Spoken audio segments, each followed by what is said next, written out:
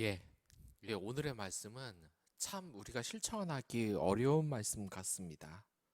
어떤 일이 있어도 이 공급하시는 하나님을 믿으라는 말씀입니다. 하나님께서는 이 예수님을 통하여서 목숨을 위해 무엇을 먹을까 염려하지 말라고 하십니다.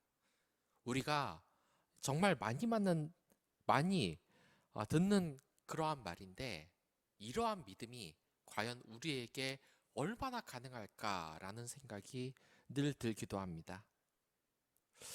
여러분들도 아시다시피 이 물질적인 걱정이 우리의 신앙을 가로막는 것이 대단히 많습니다. 그러나 한번 생각해 보시기 바랍니다.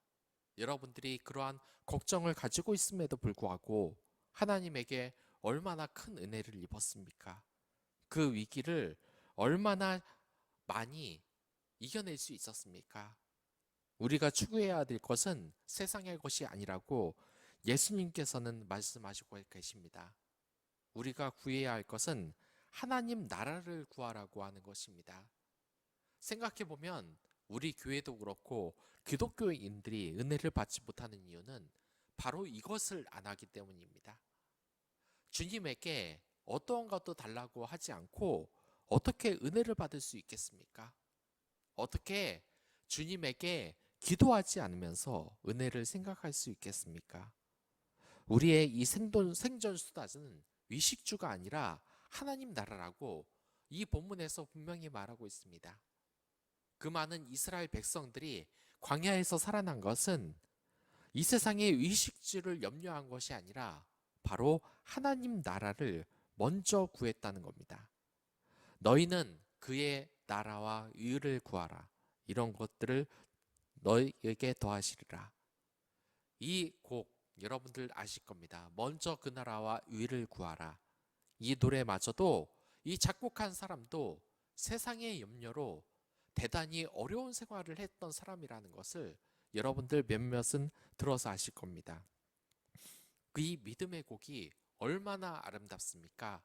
주님만을 의지하면서 그 은혜를 받은 것.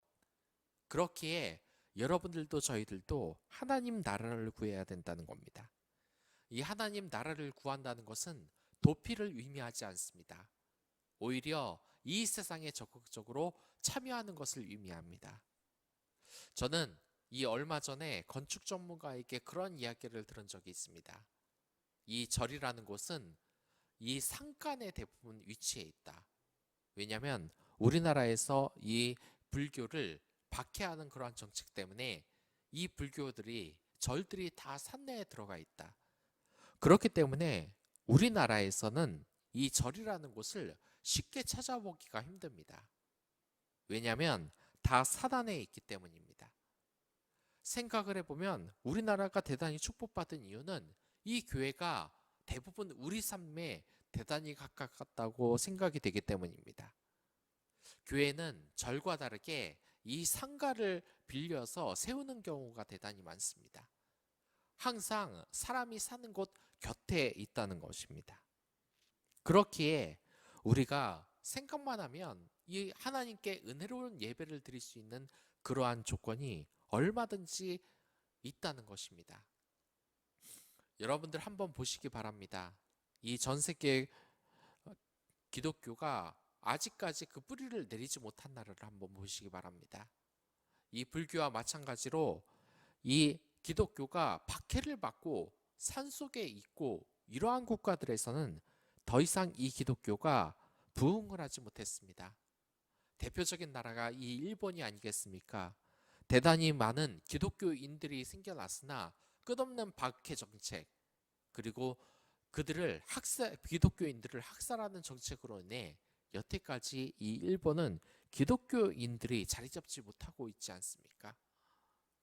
그러나 우리가 만약에 이 주님에 대한 그 믿음을 버리지 않는다면 이렇게 아직까지 믿지 않는 영혼들, 그들 사이에서도 하나님의 그 나라와 공급하심을 우리가 줄 수 있다는 것. 이 일본 선교, 중국 선교, 또한 하나님을 믿지 않는 선교, 가까이 있는 우리의 이 선교, 그들의 걱정과 근심도 우리가 덜어줄 수 있다는 뜻입니다. 바로 이 믿음 바이러스를 우리가 이제 퍼뜨릴 때라고 생각이 듭니다. 아무것도 염려하지 않고 이 시련 앞에서도 담대할 수 있는 그런 믿음. 물질이 없어도 그리스도인으로서 이 풀족한 물질을 주님께서 주겠다는 이 믿음. 그러한 믿음으로 하루를 사시기 바라겠습니다. 분명한 것은 하나님께서는 여러분들의 곁에 계시며 여러분들의 삶에 결코 무관하지 않습니다. 그분을 늘 믿고 그분을 우선으로 삼으며 기도하시기 바랍니다. 이 기도에도 먼저 그의 나라와 일을 구하라고 했습니다.